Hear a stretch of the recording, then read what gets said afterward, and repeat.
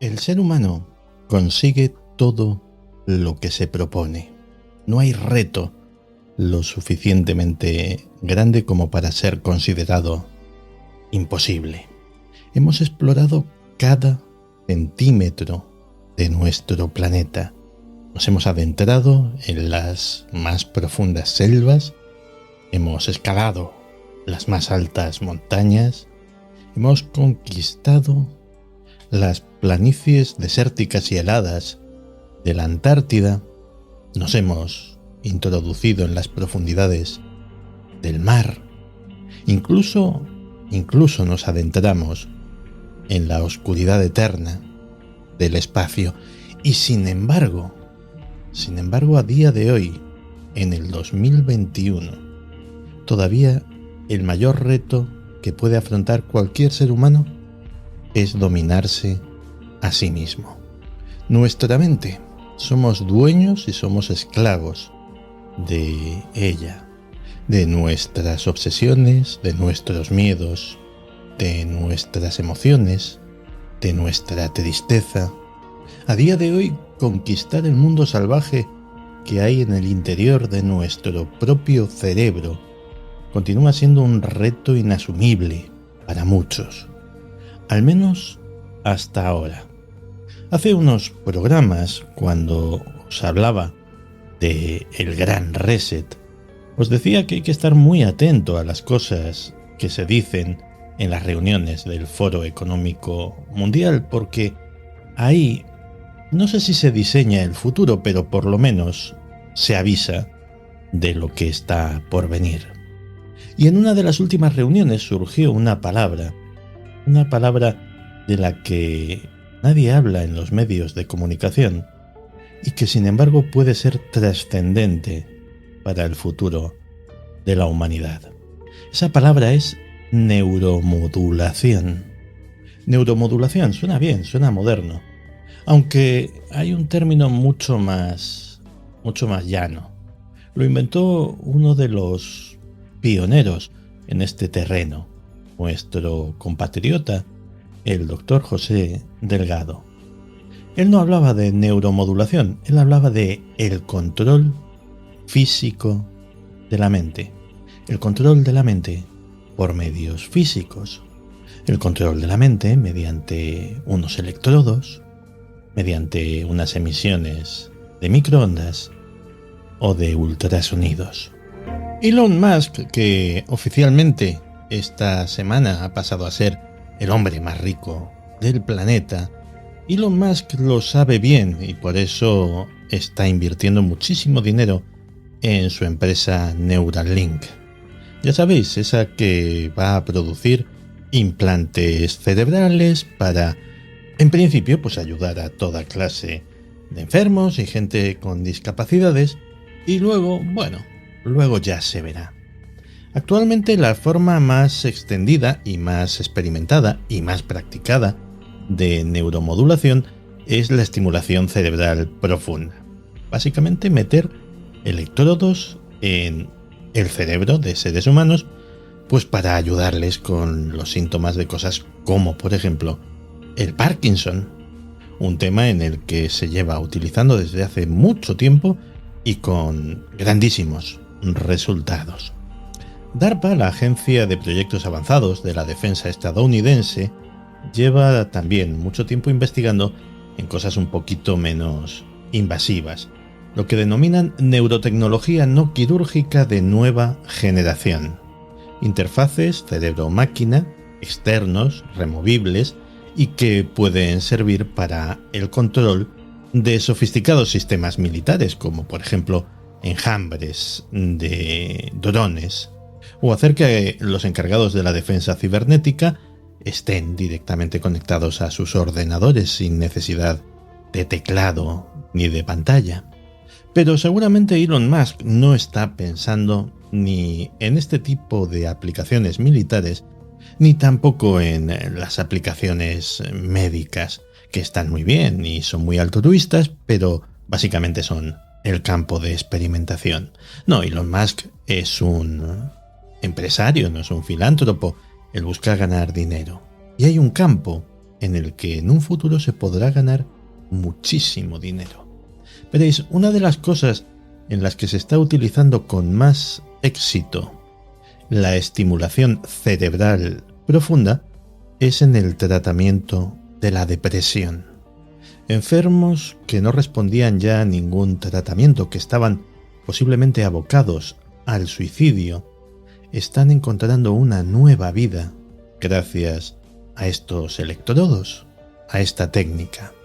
Con sus cables, de alguna forma, los científicos han conseguido tocar dentro del cerebro la tecla que activa la felicidad. Y no digáis que si eso estuviese en el mercado, no habría gente que pagaría muchísimo dinero por poder activar la felicidad simplemente pulsando un botón. Durante la última década, decenas de miles de personas con Parkinson, trastorno obsesivo compulsivo, depresión, síndrome de Tourette y otros trastornos neuropsiquiátricos se han beneficiado de la estimulación cerebral profunda. El tratamiento consiste en colocar electrodos a través del cráneo hasta alcanzar diversas áreas del cerebro y luego administrar corrientes de determinada intensidad para controlar las señales de ese cerebro. Los resultados son espectaculares. De hecho, en YouTube se pueden encontrar algunos testimonios de pacientes o de antiguos pacientes que se han beneficiado de esta terapia. Los cables se quedan ahí para siempre y se inserta bajo la piel un generador, una especie de marcapasos que es el que da los impulsos eléctricos. Lo increíble es que no estamos hablando de una técnica ultramoderna, no. Esto empezó hace muchos años, a principios de los años 60. Hay una foto de Associated Press en la que se puede ver a un tipo canoso, elegante, con bata blanca, haciendo extrañas manipulaciones en un cráneo con unos cables y unos aparatos, y el pie de foto de 1966 decía: el Dr. Robert Heath, jefe del Departamento de Psiquiatría y Neurología de la Universidad de Tulane, experimenta plantando electrodos en el fondo de un cráneo humano. Para bien o para mal, el control de la mente está aquí, con su potencial para aliviar la depresión mental y el dolor físico, para borrar la memoria o para el lavado de cerebro. A pequeña escala, la estimulación eléctrica u otros métodos se están utilizando en personas para ayuda psiquiátrica o médica, mientras la investigación busca más conocimientos. En la Universidad de Tulane, en Nueva Orleans, se han implantado electrodos cerebrales profundos a unas 58 personas, la mayoría de ellas pacientes mentales. La referencia en este antiguo pie de foto al concepto de lavado de cerebro no deja de ser a la vez curiosa e inquietante, porque Heath, renombrado investigador neuropsiquiátrico en aquella época, había conseguido un logro gigantesco. Con sus electrodos buscaba ayudar no solamente a pacientes deprimidos, sino a esquizofrénicos y a enfermos de toda clase de trastornos psiquiátricos sumamente discapacitantes. Y con sus electrodos encontró algo, encontró un punto, encontró un botón en el cerebro humano. Por eso os decía, refiriéndome a Elon Musk o a cualquiera que esté pensando en comercializar estas cosas, que puede llegar a hacerse inmensamente rico, en el caso de Musk más de lo que ya es. Porque si existiese una forma de conseguir la misma sensación de euforia que se obtiene con las drogas, por ejemplo, sin efectos secundarios, sin adicción, sin resaca, placer, felicidad, todo al alcance de la mano, ¿a que tendría su mercado? Ya os digo yo que sí. Uno de los pacientes del propio Dr. Heath decía: si pudiera me lo llevaba a casa, refiriéndose al aparato al que habían conectado su cerebro. A día de hoy es algo posible, es algo que se lleva a cabo todos los días, casi de forma rutinaria. Eso sí, solo tienen acceso a ella un número muy determinado, muy reducido de pacientes. Gente que de verdad lo necesita, gente a la que se le ha salvado la vida con este tipo de terapia. Se habla poco de ello porque estamos ante algo que, si se generalizase, cambiaría para siempre el mundo. No estoy exactamente convencido de que fuera para bien.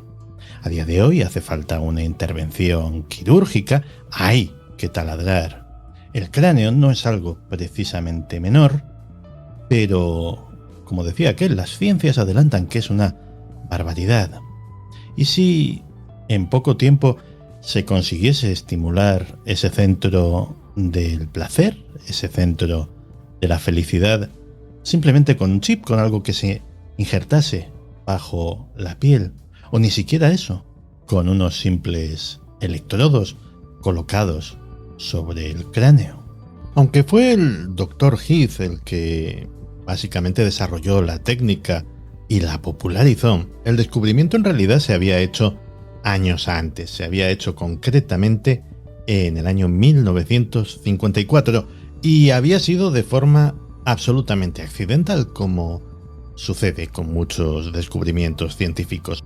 Había dos investigadores, Peter Milner y James Olds, que estudiaban el cerebro de los ratones, introduciendo electrodos en él y provocando pequeñas descargas eléctricas para producir un refuerzo negativo que evitase que hicieran una determinada acción. El problema es que un día se equivocaron. El electrodo fue a caer en un sitio completamente diferente y cuando pulsaron el botón, el ratón no dejó de hacer lo que estaba haciendo. Es más, lo repetía constantemente. Cuando descubrieron esto, fueron capaces de dirigir al ratón prácticamente como si fuera un coche de radiocontrol. Podían llevarlo hasta donde querían simplemente estimulando esa parte del cerebro. Era un descubrimiento asombroso. Habían descubierto ni más ni menos que el centro del placer, el centro de las recompensas, el lugar del cerebro que nos hace preferir unas cosas sobre otras, el lugar del cerebro que nos vuelve adictos o que nos impulsa a tener sexo, el lugar del cerebro que se ilumina como un árbol de Navidad cuando comemos chocolate. Habían descubierto el elemento más importante para manipular a cualquier ser vivo. Los ratones son criaturitas voraces, tienen un metabolismo muy rápido, pero si a este ratón se le privaba de alimento durante 24 horas y tendría mucha hambre, y luego se le daba a elegir entre comer o una de estas descargas, bueno, pues el animalito decidía que comer era secundario. Con el paso del tiempo, los científicos hicieron el experimento algo más sofisticado y le dieron al ratón una palanca, un botón, para que él mismo pudiera proporcionarse esos estímulos. ¿Y qué sucedió? Pues que no podía parar de hacerlo. Cada 5 segundos pulsaba el botón. Así que imaginaos lo que podría hacer esta tecnología con los seres humanos. Y Robert Heath prefirió no imaginárselo, prefirió comprobarlo por sí mismo. Mientras circunscribió su trabajo a gente con problemas psiquiátricos serios, especialmente esquizofrenia, pues la cosa fue bien y Robert Heath fue un verdadero héroe de la ciencia. Pero ya sabéis lo que se dice, el orgullo precede a la caída. Su caída vino determinada por un paciente en concreto. Nunca sabremos su nombre. Pasó a la historia de la ciencia como paciente B19. conflictivo, a veces violento, expulsado del ejército con deshonor, adicto a los narcóticos, adicción que pagaba prostituyéndose, y precisamente ahí radicaba el problema, en el sexo. Era homosexual en una época complicada en la que serlo era un estigma y podía conllevar un importante trauma. En aquella época no era ni mucho menos extraña la figura del homosexual egodistónico, la persona que no acepta su propia sexualidad. Así que el Dr. Heath vio en él la oportunidad perfecta para ver cómo de poderosa era la herramienta que había creado. ¿Podía realmente revertir algo como la homosexualidad? Pues decidió comprobarlo. Hizo los pertinentes implantes en el cerebro del muchacho y le dio, como al ratón, un pulsador, un botón con el que él mismo podía accionar, podía autodosificarse esa recompensa cerebral. Durante un tiempo estuvieron poniéndole películas pornográficas de contenido heterosexual. Y él, que en principio no sentía ni el menor interés ni el menor gusto por ellas, sin embargo empezó, mientras las visionaba, a darle al botoncito, una y otra vez, como el ratón. Y oye, la idea del sexo heterosexual no solamente empezó a no desagradarle, sino que empezó a excitarle genuinamente. Ya hasta intentaba meterle mano a las enfermeras del centro de investigación. Así que Heath llegó a la conclusión de que había llegado el momento de culminar el experimento con el gran acto final. Así que por $50 contrató a una prostituta de 21 años, una chica joven y atractiva. Los dejaron solos en una habitación y los investigadores se quedaron en la habitación de al lado monitorizando el cerebro del paciente B19, al que previamente le habían colocado unos electrodos para tal efecto. Y bueno, pues tras un rato de preliminares, la naturaleza siguió su curso y ocurrió lo que tenía que ocurrir. Bueno, lo de la naturaleza siguió su curso, no sé si es apropiado en este caso, porque aquí la naturaleza a lo mejor tuvo muy poco que ver. Heath publicó su trabajo de investigación, publicó su estudio y, como podéis suponer, el escándalo fue mayúsculo. A fin de cuentas, en aquella época era cuando comenzaba el movimiento por los derechos de los homosexuales, y algo que apenas 10 años antes hubiese sido hasta celebrado, en aquella época le colocó en el centro de una auténtica tormenta, de una polémica tremenda, porque a fin de cuentas se había cruzado una línea. Se había cruzado una línea importante. Se había transformado la personalidad de un ser humano.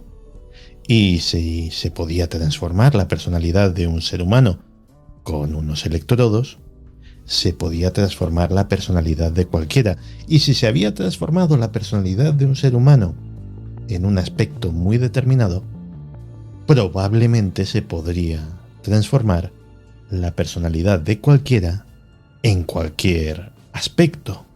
Insisto, la técnica se sigue utilizando todavía. Se sigue utilizando en casos muy extremos, en pacientes que realmente lo necesitan. Pero, ¿dónde colocamos la línea?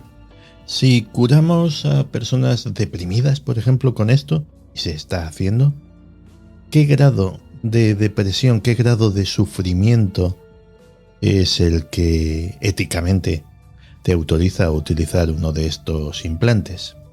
Y si se hace con pacientes de depresión o de esquizofrenia, ¿por qué no hacerlo con personas, yo que sé, que sufren trastornos alimenticios, que son también tremendamente dolorosos para el que los padece. Y si accedemos a estos pacientes, ¿por qué no a otros? ¿Por qué no a los adictos, por ejemplo? ¿Dónde colocamos la línea?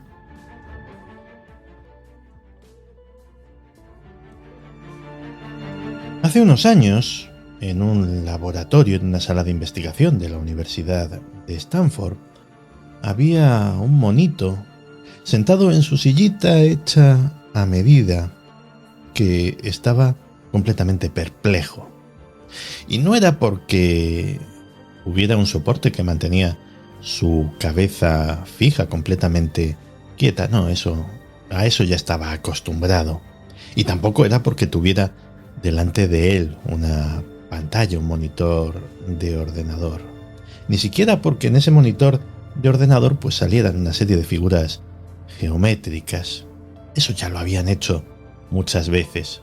Y sabía que si miraba a la figura geométrica correcta, recibiría un sorbo de delicioso zumo, dulce, fresquito. Le encantaba.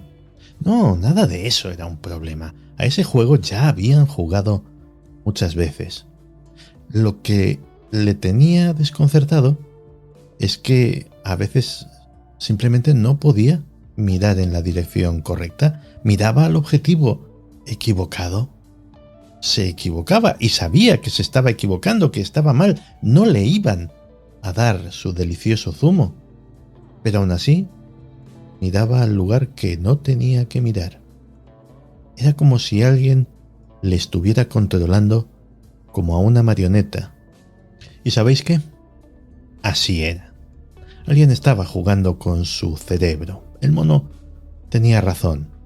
Los científicos estaban disparando ondas de ultrasonido imperceptibles a través de su cráneo y podían determinar hacia qué objeto iba a dirigir su atención el mono. El mono no tenía elección. Y aquí ya no había cables en el cerebro, ni electrodos, ni corrientes eléctricas. Y si esto se puede hacer con un mono, ¿se puede hacer con un ser humano? Pensadlo un momento. El experimento estaba anulando los centros de decisión de aquel animal. Él quería su zumo. Dios, el zumo es delicioso. Le encantaba. Y sin embargo, una y otra vez hacía justo lo contrario de lo que tenía que hacer para obtener aquella maravillosa recompensa.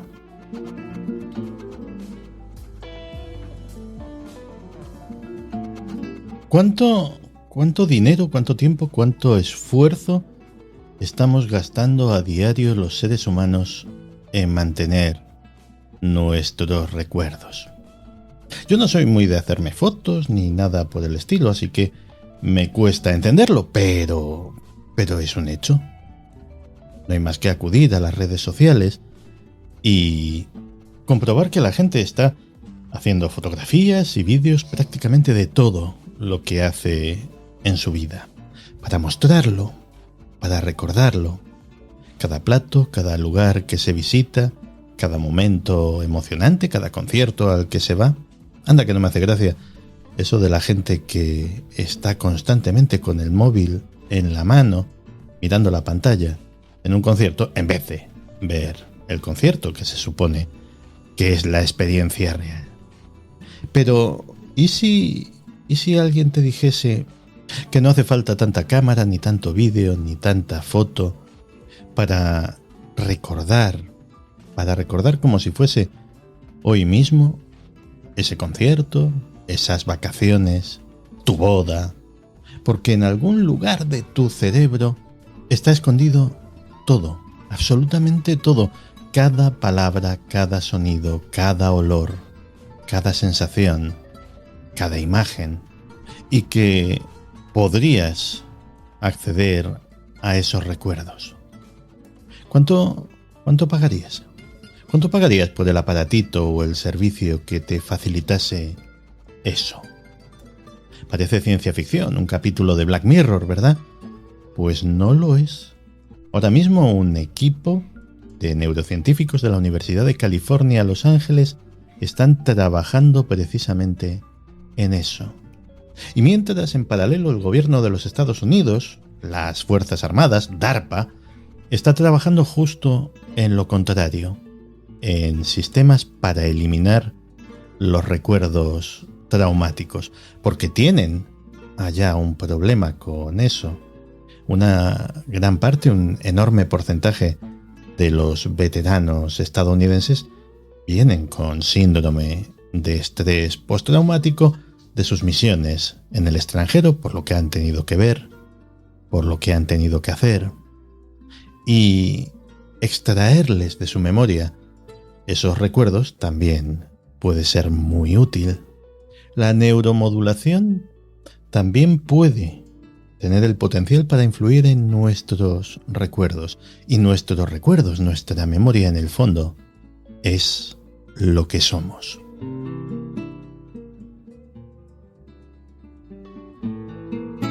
Pues ya lo veis, nuestros viejos amigos del Foro Económico Mundial nunca dan puntadas sin hilo. Neuromodulación. La neuromodulación va a ser una de las palabras del futuro y ellos lo saben bien. Ya se está ayudando a mucha gente con diversas patologías, con diversos trastornos, con diversos síndromes, y en el futuro se ayudará a muchísima más gente. Pero ¿qué va a suceder cuando estas técnicas se desarrollen, se perfeccionen, sean cada vez más eficaces y menos invasivas? ¿En qué momento se va a empezar a comercializar?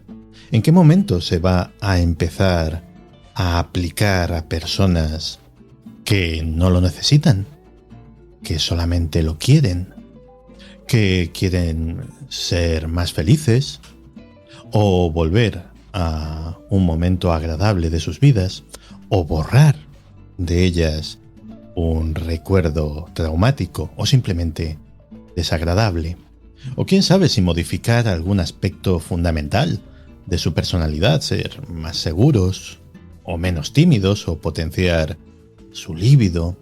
¿En qué momento los gobiernos van a empezar a jugar con estas cosas, por ejemplo con sus soldados, para hacerlos más agresivos o más insensibles? ¿En qué momento empezarán estos experimentos? Bueno, eso es trampa, seguro que ya han empezado. ¿En qué momento todo esto de lo que os he hablado en estos últimos minutos se convertirá en un negocio multimillonario? Y me diréis, no, por Dios, eso no va a suceder nunca.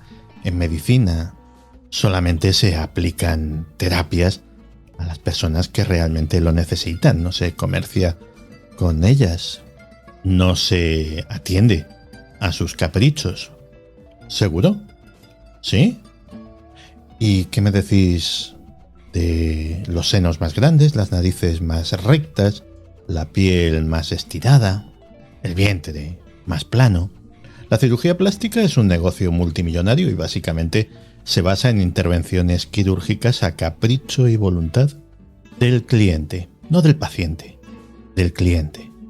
Y muy probablemente con esto suceda lo mismo. Y muy probablemente la mayor parte de los que estamos escuchando esto vivamos para verlo. Ahora, ¿qué sociedad va a salir de ahí?